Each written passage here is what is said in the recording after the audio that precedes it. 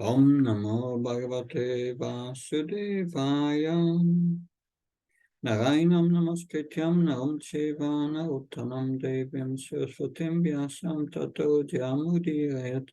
Nastabhayasya Bhattesya Nityam Bhagavata Sevya Bhagavatu Tamasloke Bhakti Bhavati Naistiki. Today we will be reading from the first canto, chapter 6, conversation between Narada and Vyasadeva, text 17 and following. We start with text 17. Premati bara nirbina ulankan kronti irvrita ananda samplavedino na pasyamubhayam mune. Word for word translation. Prema, love. Atibara, excessive. Nirbina, especially distinguished. Pulaka, feelings of happiness. Anga, different body parts. Atinivritta, being fully overwhelmed. Ananda, ecstasy. Samplave, in the ocean of. Lina, absorbed in. Na, not. Apasyam, could see. Ubayam, both. Mune, O Vyasadeva. Translation.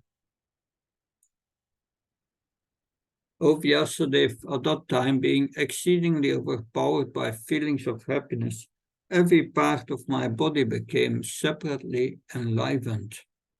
Being absorbed in an ocean of ecstasy, I could not see both myself and the Lord. Purport. Spiritual feelings of happiness and intense ecstasy have no mundane comparison. Therefore, it's very difficult to give expression to such feelings. We can just have a glimpse of such ecstasy in the words of Sri Narada Muni. Each and every part of the body or senses has its particular function. After seeing the Lord, all the senses become fully awakened to render service unto the Lord, because in the liberated state the senses are fully efficient in serving the Lord. As such, in that transcendental ecstasy, it so happened that the senses became separately enlivened to serve the Lord. This being so, Narada Muni lost himself in seeing both himself and the Lord simultaneously.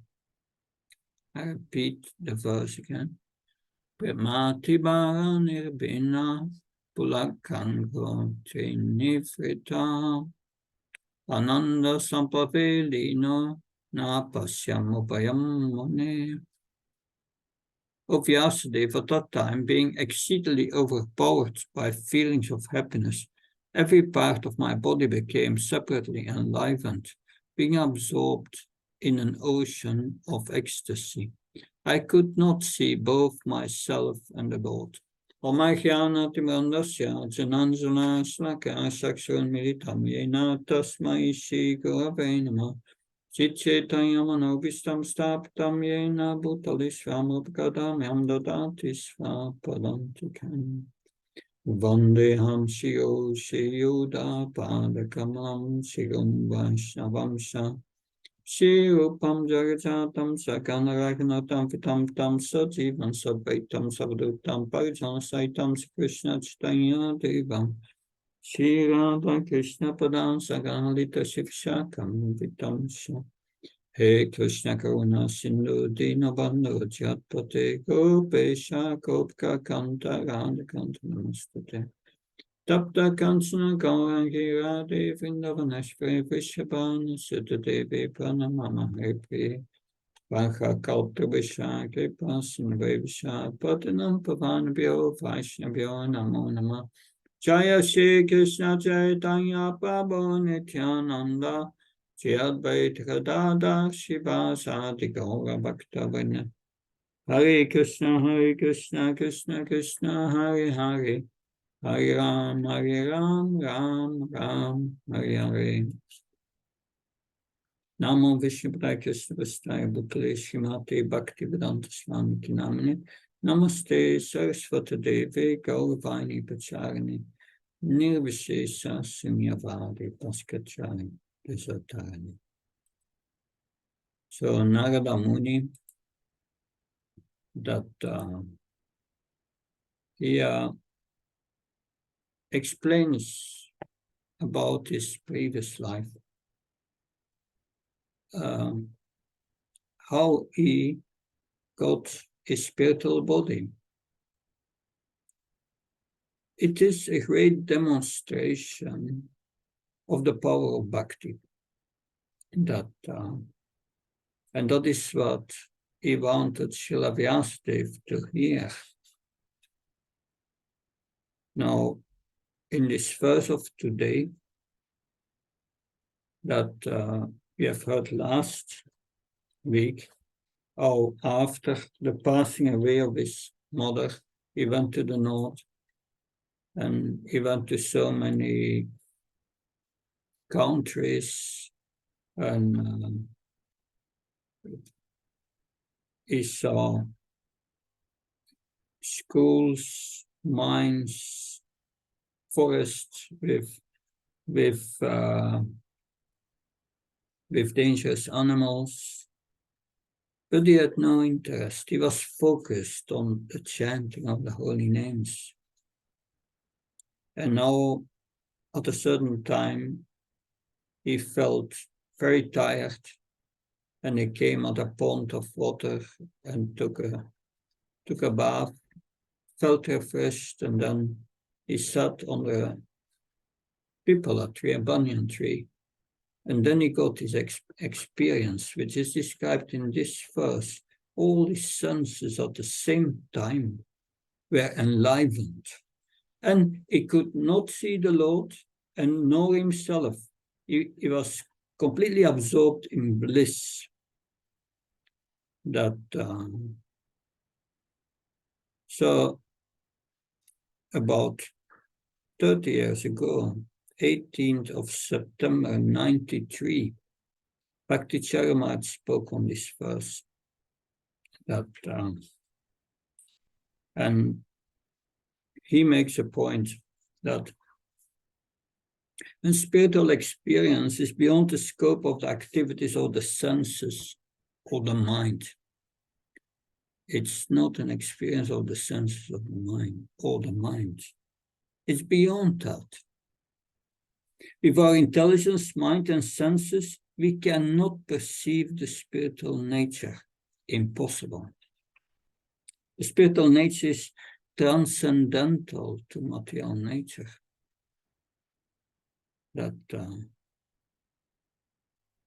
because all these senses and this mind, this intelligence are instruments given to us by material nature. And with these instruments given to us by material nature, we cannot perceive and we cannot understand the spiritual nature. That, so when we have descriptions of spiritual emotions and experience like described here in this verse, then we must clearly know that such a transcendental experience cannot be expressed or known by words. Not possible. Why? Because it is achintya. It's beyond the descriptions of the senses. It cannot be understood on a material plane. So Lord Krishna in the Bhagavatam is described as a monsoon cloud that So this bluish, but it is not like a monsoon cloud, but it becomes somewhat near to it. That it's just to give us an idea. Similarly, Srimati Radharani, her complexion is described as a mixture of kumkum and molten gold. That, but everything spiritual is completely beyond our material conception. That, so Narada Muni said that every part of his body became separately enlivened. That, So he was, in other words, he was experienced such a spiritual joy. So this is the spiritual joy of direct contact with Krishna. That in Nectar of Devotion, there's described, yes, we have the happiness of Brahman, that which cannot be compared with any material happiness. It's 1,000,000 times better.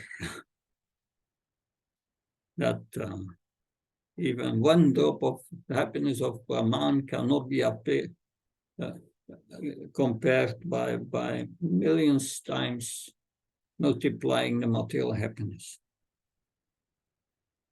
But one drop of the happiness of Brahman multiplied by 1,000,000 times cannot be compared even with one drop of bhava, the preliminary stage of love of God. And one drop of bhava multiplied 1,000,000 times cannot even be compared with one drop of prema. So what a bliss. He was experiencing so much bliss that there was no awareness of anything else.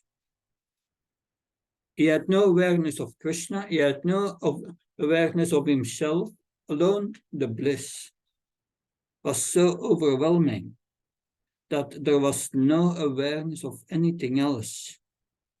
He had no awareness of himself, and he did not have any awareness of the Supreme Personality of Godhead.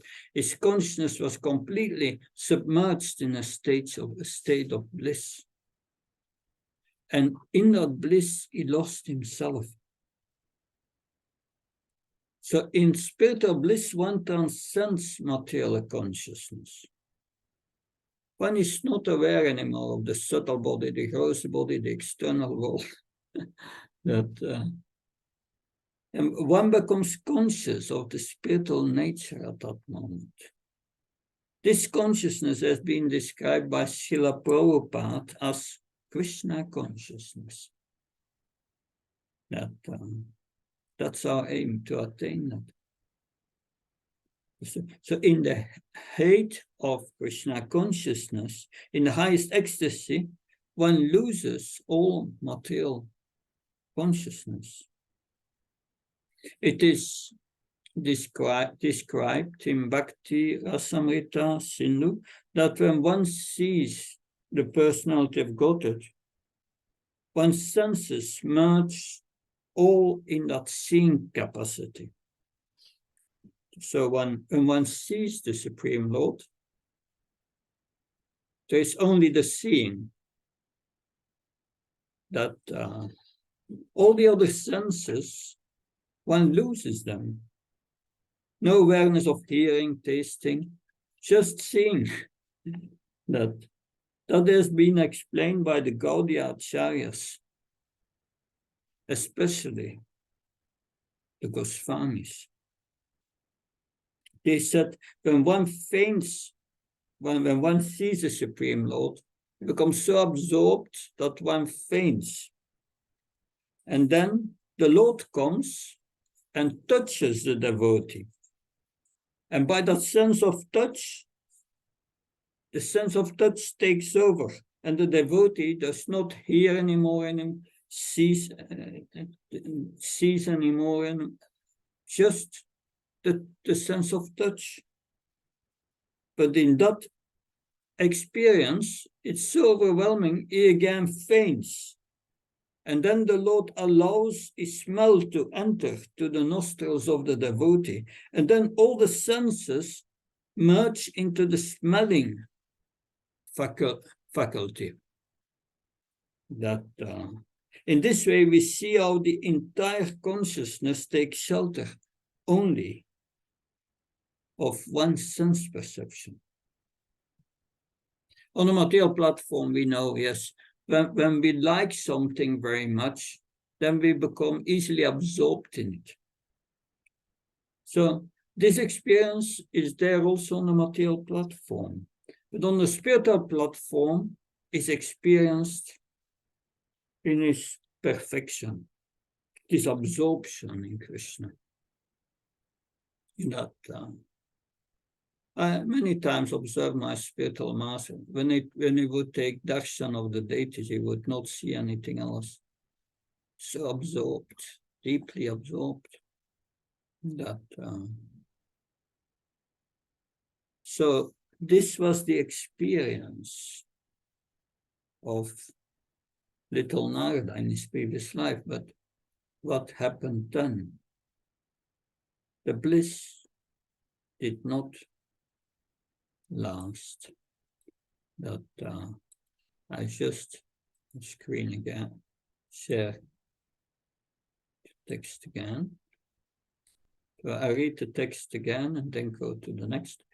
Vyasadeva, at that time, being exceedingly overpowered by feelings of happiness, every part of my body became separately enlivened. Being absorbed in a notion of ecstasy, I could not see both myself and the Lord. Text 18. Rupam bhagavato yatam mannakantam chuchapaham apasyam sasotashte valaikapyaturmanahiva. The transcendental form of the Lord, as it is, satisfies the mind's desire and at once erases all mental incongruities. Upon losing that form, I suddenly got up, being perturbed, as is usual when one loses that which is desirable. So the Lord disappeared. The purport that the Lord is not formless is experienced by Narada Muni. But his form is completely different from all forms of our material experience. For the whole duration of our life, we go see different forms in the material world, but none of them is just up to satisfy the mind. Nor can any one of them vanish all perturbance of the mind. These are the special features of the transcendental form of the Lord. And one who has once seen that form is not satisfied with anything else. No form in the material world can any longer satisfy the seer. That the Lord is formless or impersonal means that he has nothing like a material form and is not like any material personality. As spiritual beings having eternal relations with that transcendental form of the Lord, we are life after life searching after that form of the Lord, and we are not satisfied by any other form of material appeasement. Narada Muni got a glimpse of this, but having not seen it again, he became perturbed and stood up all of a sudden to search it out. What we desire life after life was obtained by Narada Muni, and losing sight of him again was certainly a great shock for him.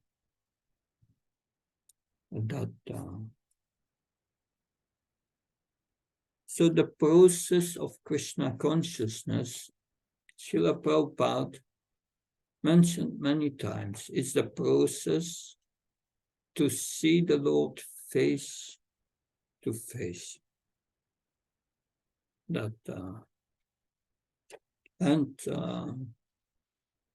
Narada here had that experience to come in touch with the Lord.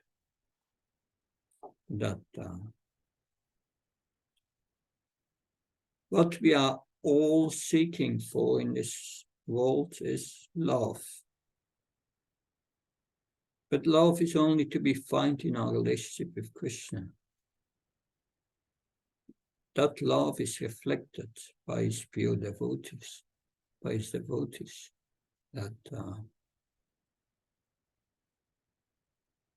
So the experience here that he had, he could never forget. If you have had this experience of coming in touch with the Lord and you lose it, then your eagerness to see it again is just, that eagerness increases every moment. We have seen the Bhagavatam. Sukadev speaks the Bhagavatam to Maharaj Pariksit. Maharaj Pariksit. Pariksit means examiner. Maharaj Pariksit had seen the Lord in the womb when the Lord came to protect him against the Brahmastra that was thrown to him by Ashvatam. And since then, he could also not forget the Lord. And he was comparing everything in this world. Is this the Lord that I saw?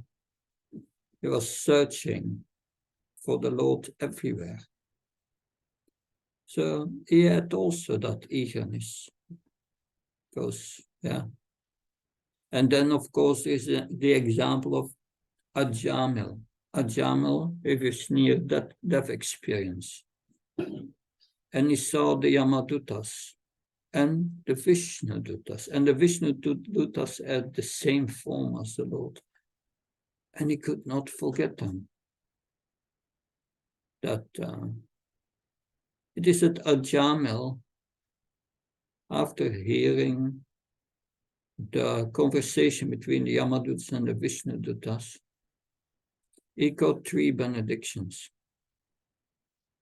His first benediction was his life was prolonged so that he could perform devotional service and attain perfection. But the second benediction is that he could not forget his form, this Vishnudutas. And the third benediction is that he understood, I shall never do these sinful activities again. But because he had seen the Lord, or the Vishnudutas who have the same form, he could not forget them anymore. That eagerness was there to make spiritual advancement just by this touch. Because nothing in this world that so-called satisfies the senses will satisfy the soul. You will never feel fully satisfied. No satisfaction. Krishna says it in Bhagavad Gita. Avitam jnanam jnanina nityavarina kamrupena kantya dusprenanalinacha. That's this lust covers one's intelligence. And it's never satisfied. It burns like fire. One gets never satisfied. So materialistic life is a dream. And it's difficult for us to give up this dream. It's a dream only. That it's not only the American dream, that it's a real dream also. But yes, material world is a dream. We just went, we are presently going, or we just went through chapter 30 of the fourth canto with the VHG Bhakti Vaibhava student. And that's a story of Narada Muni instructing King Prajnavarishad, who is so attached to happiness in this world. He had performed so many fruitive activities, pious activities, because his idea is, if I perform one pious activity after another, I will get practically eternally happiness. But it doesn't happen. It doesn't happen. That is what Narada Muni explains to him. Yes, there's always distress also, because you have to take birth, the transmigration of the body after body. It's not solved by that. It's just a dream. That only when we are situated in our relationship with Krishna can we be satisfied. And what are we searching for? Srila Prabhupada writes here. We are searching for our eternal relationship with this transcendental Lord. And that's the only thing what is going to satisfy us, to be re-established in our relationship with Krishna. And that's the process, that's the goal, to come to this prayojan, that this experience of constantly being in touch with the Supreme Lord, that not being in touch with the senses, no, that isam spasya bhoga dukayonea evate. If we come in touch with the senses, it's only suffering. But the samsparsha, this touch, must be with the Lord. And Narada Muni has experienced this touch of the Lord and is full of transcendental bliss. But still his heart is not pure. It's an extraordinary mercy of the Lord he gets. And why that is explained in the next verse. Read the next verse also. Didrikshustat aham bhuya pranidaya manovidi vikshamano ninapasyam avitripta ivatura. I desire to see again the transcendental form of the Lord, but despite my attempt to concentrate upon the heart with eagerness to view the form again, I could not see him anymore, and thus dissatisfied. I was very much aggrieved that so mercy is not on demand, Srila Prabhupada explains in this purport.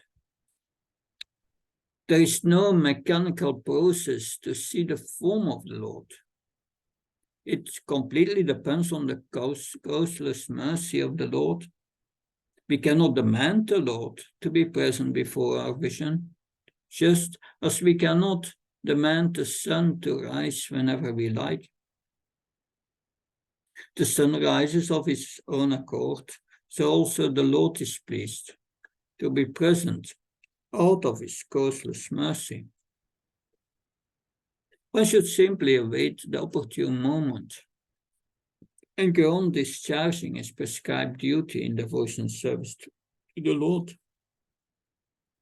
Nardamuni thought that the Lord could be seen again by the same mechanical process which was successful in the first attempt, but in spite of his utmost endeavor, he could not make the second attempt successful. The Lord is completely independent of all obligations. He can simply be bound by the tie of unalloyed devotion, nor is he visible or perceivable by our material senses.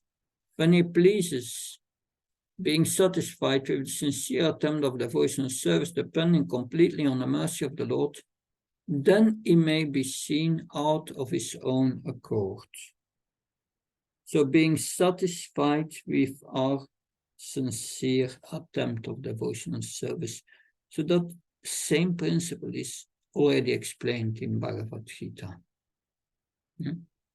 Tesham satatayuktanam vachnam pitaprabhakam dadami buddhyo tam yenyamam upayantite. If you serve me with a little love, Krishna says, then I give you Buddha Yoga, realized transcendental knowledge. But of course,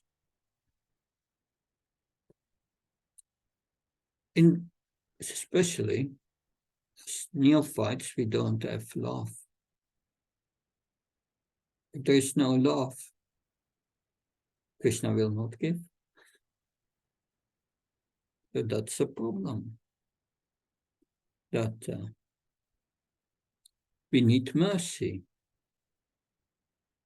Without mercy, it's not going to happen. And how to get mercy? Krishna has delegated that to the spiritual master. If we follow the instructions of the spiritual master very nicely and do our best, although we don't have love for Krishna, then Krishna accepted us a little love, and he starts to give us realizations within the heart. Tesham evanakampartam amma jnana jamtama nasajam atma bhavastu jnana dipena bhashvata. With the jnana dipena, with the touch of knowledge within the heart, he gives the devotee realizations. That, but it's not automatic. It's by mercy that when, and that's the last sentence here, that when he pleases, being satisfied with the sincere attempt of devotional service, when he's satisfied with that we are trying our best to please the spiritual master, then the Lord gives his mercy on his own accord. On his own accord means it's not automatic. That he still decides to give it or not. So that is an important principle. The same thing is explained by Haridas Thakur, Harinam Chintamani. Haridas Thakur says, yes, Namabhas is the stage of Anartha Nivritti. One chants the holy name, and one gets a dim reflection of the holy name, Namabhas. And that is purifying the heart. But to come to this Namabhas, this purification of the heart, which is the same as Adami Buddhyoga Tam Krishna, forming in the heart, giving realizations, that is only going to happen when we have the correct inner attitude Trinata Pisa Nichna Tarua Visa Isna Amana Madana Kirtanya Sudari. That be humble, tolerant, ready to give all honor to others, not asking honor for oneself, and Nadanam Nachana Sundarim Kabdavachari Sakami Chami Chamameshvara Bhavta Bhaktra Hait Kitvai. And Lord Chaitanya said, I don't want followers, no, I don't want 12. That so that I don't want any women, or that I just want your causeless devotional service, life after life. He even does not ask for liberation. Causeless devotional service, it's causeless. At the same point here, but Krishna gives it only when we have the right inner attitude, and if we give up the apparat, especially the non-apparat, these 10 offenses. Because if we don't give them up, we don't have the correct inner attitude. And it's the instruction of the spiritual master to give that up, these offenses. If we do our best to do that, then Krishna will start to reciprocate, and we will enter this anartha nivriti. And that's mostly a long process, but can also be a short process. What's a short process? Is always associate with pure devotees and don't leave them.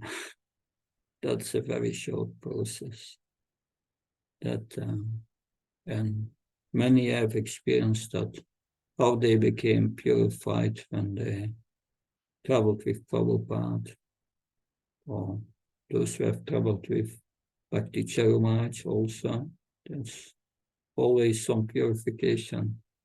I remember also, I also experienced this. And then the Lord will be satisfied with our sincere attempt of devotional service. So I will stop here. That this is, we went through 3 verses, and we discussed many important points here. I think if we can remember them and digest them, that's already good for today. Any questions or? Yeah.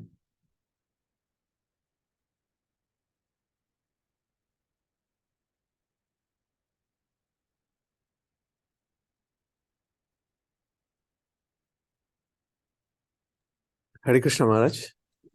Hare Krishna Purnachandra. Thank you very much, Maharaj. Nice class. Lot of information, as you mentioned. And we have a lot of devotees here, because tomorrow, Maharaj, we are going to have a big outreach program, Festival of Colors here. Okay. Yeah, we have. Yeah, so all the devotees are here to help us in that program. We are expecting the registration is about 450 people, Maharaj. Oh. Yeah, so we may have close to 500 visitors is what we are expecting, and most of them, at least 90% of them may be first timers here. Oh, it's wonderful. That a lot please of bless seva, us. lot of seva. Yes, Maharaj. Yeah, a lot of seva. So we have Shubhananda Prabhu here, Jai Prakash Prabhu, Suryakant Prabhu, and Mataji. And then Pramod Prabhu and Jai Shri Mataji are here already. You met them last time, Maharaj. Right. All of them are helping in cooking and a lot of preparations. So Maharaj, please bless us that we can nicely serve tomorrow, so that everyone comes here, hears the holy name as well as connect to Srila Prabhupada's movement.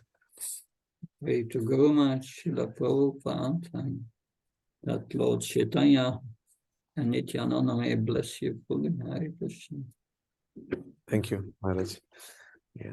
So Maharaj, if you have time, I have one question. Yeah. So Maharaj, in the class, you were mentioning about, the shortcut is association with, the shortcut in spiritual progress is continuous association with great devotees. Yeah, pure devotees. So Maharaj, for us here, because we are, in such a get that we don't get compared to, where I was in, for example, central New Jersey, where we used to be, get visit of a lot of sannyasis, senior devotees. So association and serving was easy there. But here, we don't get that many, sannyasis or visitors, senior devotees. So in that context, how can we follow that, Maharaj? Yeah, that's a good point. I had a discussion a few days ago on the WhatsApp group, BCS Senior Council, and I proposed that we would meet all as a team building exercise. And my proposal would be to invite the leaders of all the projects where Guru Maharaj was connected with and hear from them how they are doing and how they think that we can help. I would say that is a good step. And let's see what they come up with so that we can increase giving association of senior devotees. That's one thing, a very practical thing I was thinking of. That, of course, we have also the association through Zoom classes. You could ask other sannyasis and traveling preachers to give Zoom classes. That's okay. That will also help. And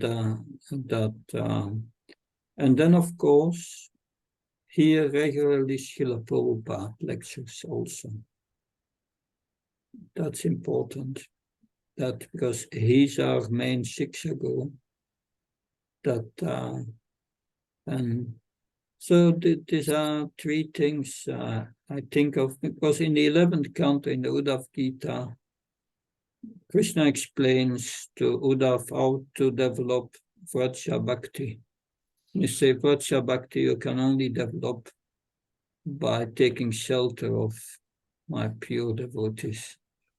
So, yes, that's our process. Of course, we take shelter to the Guru Parampara, through the Guru Parampara by following their instructions. But at the same time, we need association of senior devotees who are expressing their realizations. And whatever realizations they have. But whatever realizations they have, they can explain how they came to that point. And that's very instructive for us to hear from them. That therefore it's important to have senior devotees giving a very regular class. That somewhere or another. That's what I could say, Purnachandra. Yeah, well, thank you, Maharaj. That was a very practical response. Thank you very much, Maharaj. Hare Krishna. Something else? Maharaj, you did mention about one point is the mercy flows through the pure devotee, and and following their instructions will give us, we will attract the mercy. So in our case, you did mention that following spiritual masters' instructions will attract the mercy. Many times the human nature is that we would expect a reciprocation. If we are doing something, then we expect a reciprocation, or pat or a correction, pat on the back or a correction. So in my individual case, and I'm just asking so that I can understand, when Guru Maharaj Vapu is not here, then when we are doing day-to-day activities, how would I know that I am aligned or I'm making Guru Maharaj happy? I know in the broader structure I can understand, but there are many incidences where day-to-day I have to deal some specific situations, and question comes in my mind. Okay, would Guru Maharaj will be happy if I say like this, or if I handle like the situation like that? Yeah. Okay. My answer to the first part of your question is, we are attached to reciprocation. That is against the principle of pure devotional service. Principle of pure devotional service. I'm serving Krishna, and Krishna does what he wants with me. As long as Krishna is happy, I just want to serve. I don't want nothing for myself. So that attachment to reciprocation is somewhat material, because it depends on what reciprocation you expect. If you expect as reciprocation, Krishna will purify my heart, that's good. That's a good, and you have faith in it, that's very good. But that reciprocation may come in forms that we are not expecting. We are thinking to be purified in a certain way, but Krishna has another idea, and we have to accept whatever way this mercy comes. So this mercy comes many times because it takes things away from us that we are attached to in this world, and there is suffering. So that attachment. And how can we know that we are making Guru Maharaj happy? Of course, first thing is his instructions. Are we following his instructions? That's the first thing, of course. But also, it's good to confirm with Guru Maharaj Godbrothers what we are doing. Those who are senior, try to confirm what we are doing. Try to confirm with the GBC also that Guru Maharaj has stressed that it's the highest authority. And so if we please them, we please also Guru Maharaj. So these are also points. The second point, confirm with senior devotees, especially Godbrothers of Guru Maharaj who were close to him, and that will also happen, help. But mostly, when we are pleasing Guru Maharaj, we feel satisfied in the heart. Some satisfaction is there. That some satisfaction is there. But many times, to feel that satisfaction, our false ego is in the way, and so many things. It's a process. That's what. Yes, Maharaj. Yeah, thank you so much, Maharaj. Any other questions? Any other questions, comments? No, Maharaj. Okay, thank you. And the next class is next week, Friday. Yes, Maharaj. Next week, I have still the Bhakti Vaibhava course for the VHC, but it ends on Thursday, so I have Friday again next week. And then after that, the normal Wednesday. Okay. Thank you. And Hare Krishna. so Maharaj, the time will be same. It will be okay for you. The time, because next week our time will change. Yeah, it is. Your time will be the same. Same. Okay. Don't worry Thank about my time. I will figure that out with the time calculator. Hare Krishna. Okay. Jai Thank you Prabhupada. so much. Jai Hare Srila Krishna. Prabhupada. Jai. Thank you. Hare Krishna.